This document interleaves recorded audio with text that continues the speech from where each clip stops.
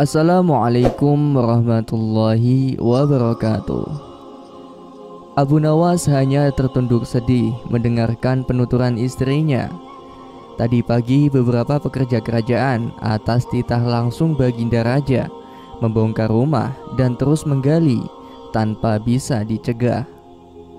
Kata mereka, tadi malam Baginda Raja bermimpi bahwa di bawah rumah Abu Nawas terpendam emas dan permata yang tak ternilai harganya. Tetapi setelah mereka terus menggali, ternyata emas dan permata itu tidak ditemukan. Dan Baginda juga tidak meminta maaf kepada Abu Nawas, apalagi mengganti kerugian yang diderita Abu Nawas. Inilah yang membuat Abu Nawas memendam dendam. Lantas bagaimana kelanjutan kisahnya? Jangan kemana-mana, simak videonya sampai akhir.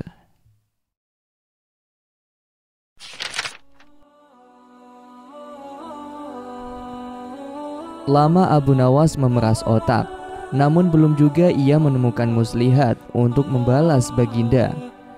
Makanan yang dihidangkan oleh istrinya tidak dimakan karena nafsu makannya lenyap.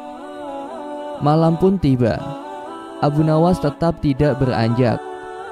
Keesokan harinya, Abu Nawas melihat lalat-lalat mulai menyerbu makanan Abu Nawas yang sudah basi. Ia tiba-tiba tertawa riang. "Tolong ambilkan kain penutup untuk makananku dan sebatang besi," pinta Abu Nawas kepada istrinya. "Untuk apa?" tanya istrinya heran.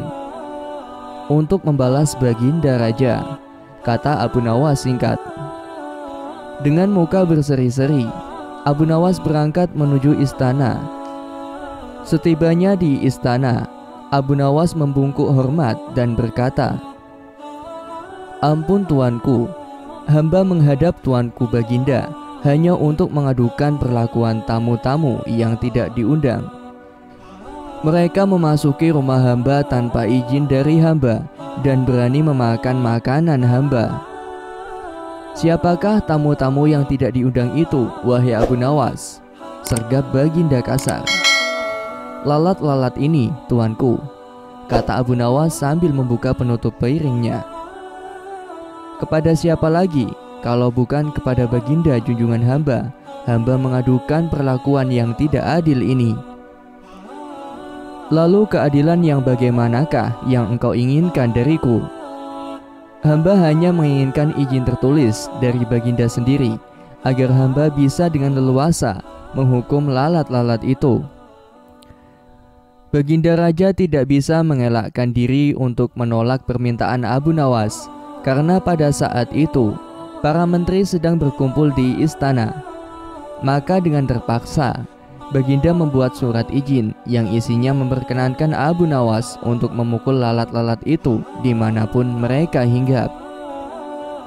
Tanpa menunggu perintah, Abu Nawas mulai mengusir lalat-lalat di piringnya hingga mereka terbang dan hinggap di sana-sini.